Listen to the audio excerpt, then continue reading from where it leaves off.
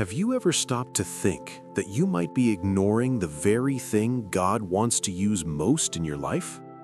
It's curious. Many people spend their entire lives praying for a calling while overlooking the talent they've always held in their own hands.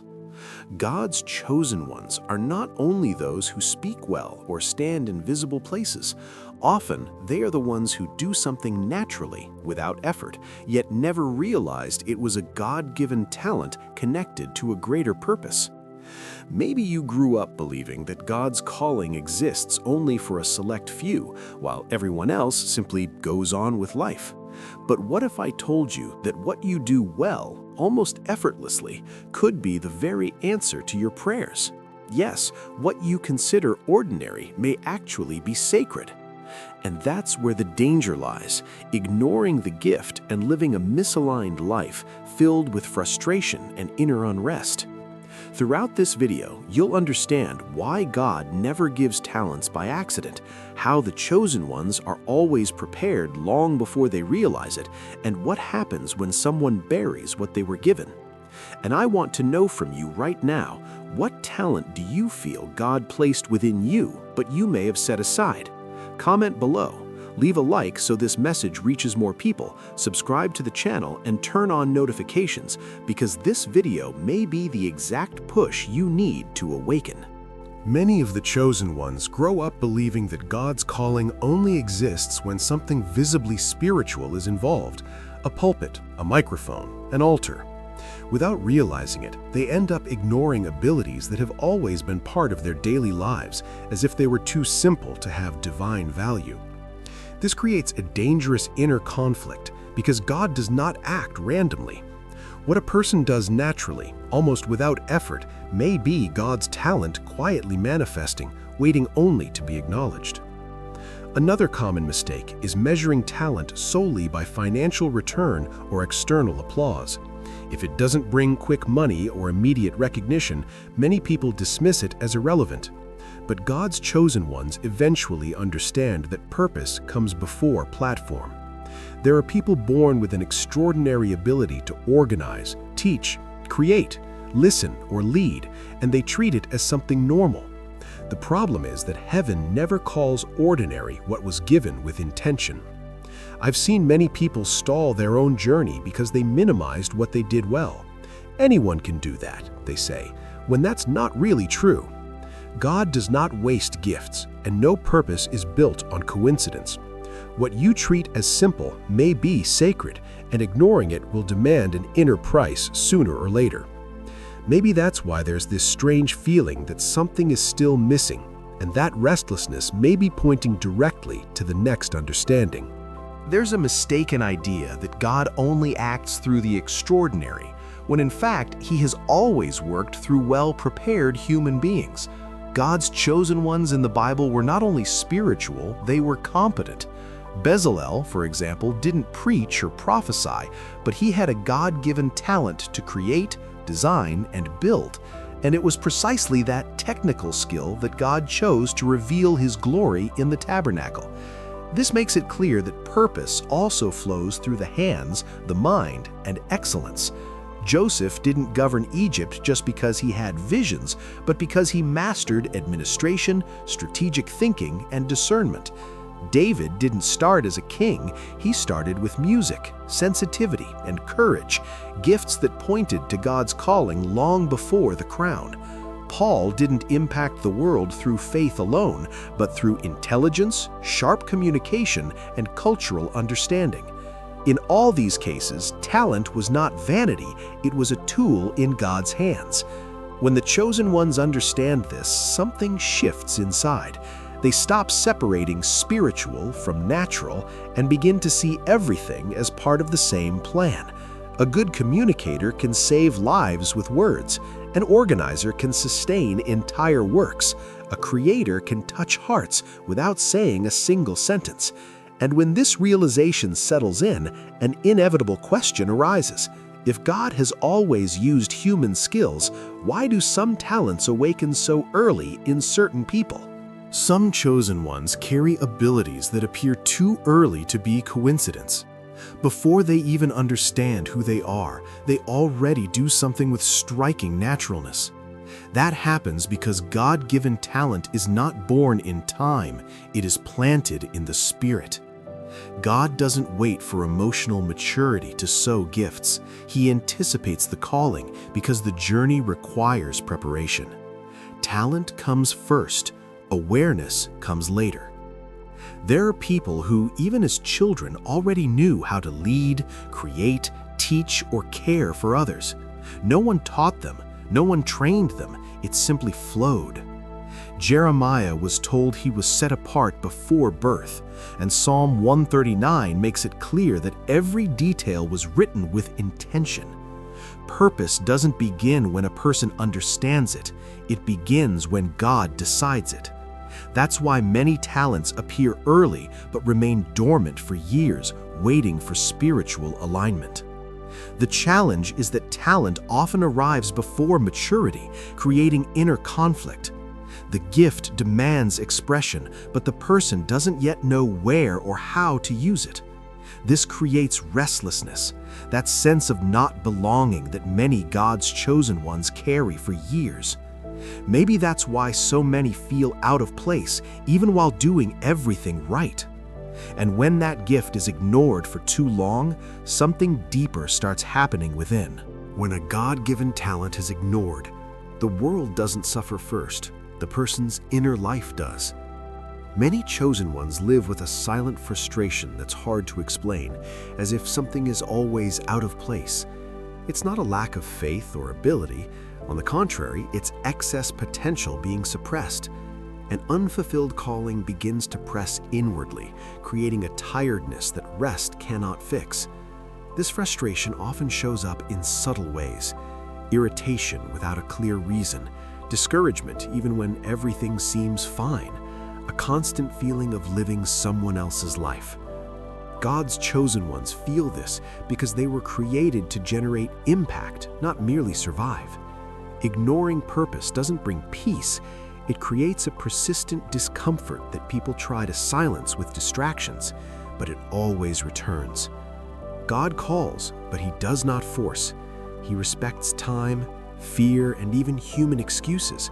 Still, the heart knows when it's running away. I've seen talented people emotionally collapse from burying their gifts, and others flourish simply because they took the first step, even without guarantees. Maybe the real question isn't, why do I feel this way, but rather, how can I discern if this talent is part of my calling? The chosen ones who walk attentively learn to observe certain signs that never fail. The first is ease, what you do well without excessive strain. That doesn't mean no effort, but there is flow. A God-given talent doesn't weigh you down, it fits. Even when it's tiring, it doesn't empty you.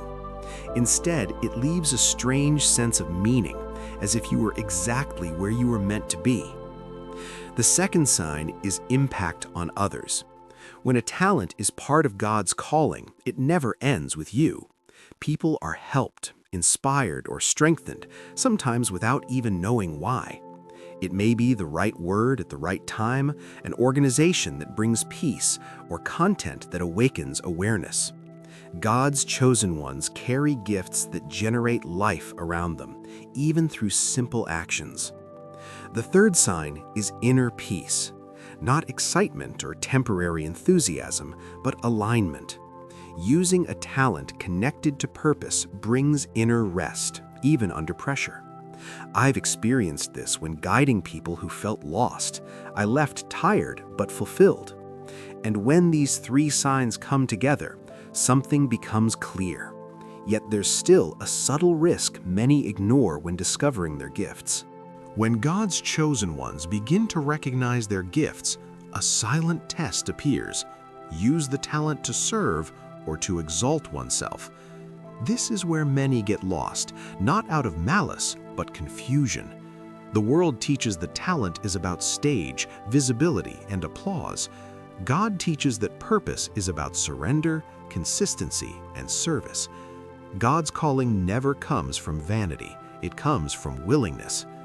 Jesus made this clear when he washed feet. He had all authority, yet chose to serve. A God-given talent, when aligned with heaven, becomes an altar, not a showcase. There are highly capable people who don't advance because they seek recognition before faithfulness. The chosen ones mature when they understand that serving in secret prepares them to sustain visibility without losing themselves.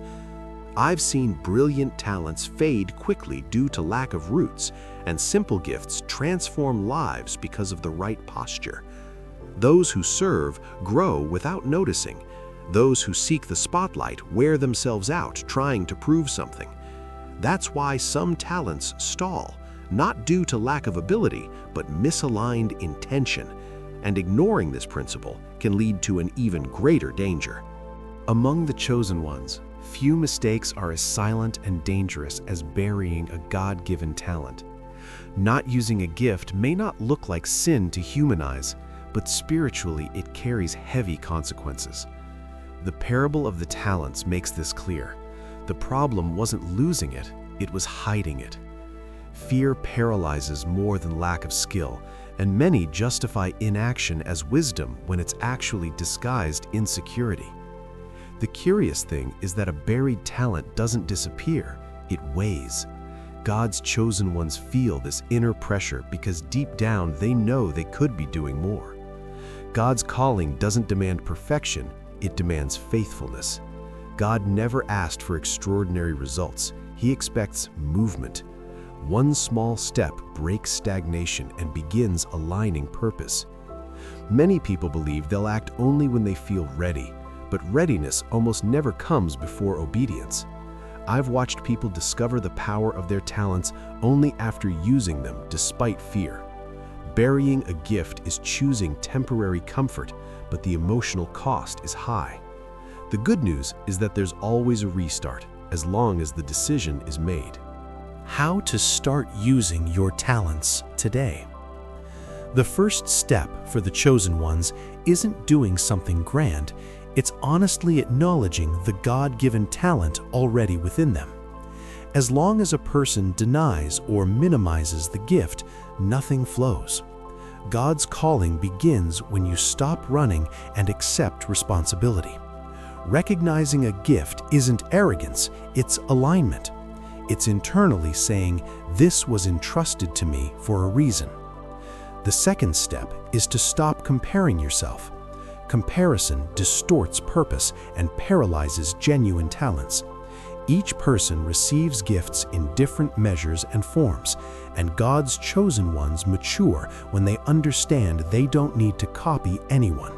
Starting small doesn't reduce a gift's value, it builds foundation. A piece of advice, a created content, and offered help, all of this is already spiritual movement. The third step is putting God at the center of the process. It's not about performance, it's about intention. When a talent is surrendered to God, He adjusts the timing, the reach, and the impact. I've seen deep transformations begin with simple acts done faithfully. And when this movement starts, something powerful happens internally, preparing the heart for what comes next. After all this, God's chosen ones begin to realize it was never about lack of ability, but about awareness. The God-given talent was always there, waiting for a heart willing to embrace the calling with responsibility and courage. When understanding comes, something shifts inside. Guilt gives way to clarity, and confusion starts turning into direction. Purpose stops being a distant mystery and becomes a daily construction. This awakening doesn't happen all at once, it comes in layers. First, the person understands, then they accept it. Only then do they begin to act. The chosen ones don't need all the answers, they just need to take the next step. God doesn't call the qualified, He qualifies the willing. Every aligned action strengthens the spirit and confirms that the chosen path makes sense even when doubts remain. Maybe this is the moment to stop postponing, silence fear, and honor what God entrusted to you. The talent you carry is not a burden, it's a tool. And when it's set in motion, something greater begins to take shape. Now the question is no longer, do I have a gift, but what will you do with what you already know you carry? If you made it this far, it wasn't by accident. God's chosen ones often feel when a message touches a sensitive place, the kind we try to ignore but can't. The God-given talent you carry is not decoration, it's responsibility. It doesn't need to be something grand today, but it must be real. God's calling begins the moment you stop running and start acting, even afraid, even imperfect. So let me challenge you with a few honest questions. What would you do if you weren't afraid of failing? What talent have you hidden because you thought it wasn't important enough? What if your purpose is exactly in what you've always done well but never took seriously? Change doesn't happen when everything is resolved. It begins when you decide to move. So do this. Choose one simple, practical step today. Something small, but aligned with who you know you were born to be. And tell me in the comments, what talent did God place in you, and how do you plan to start using it? If this video spoke to you, subscribe to the channel, turn on notifications, and keep walking with us, because awakening is only the beginning.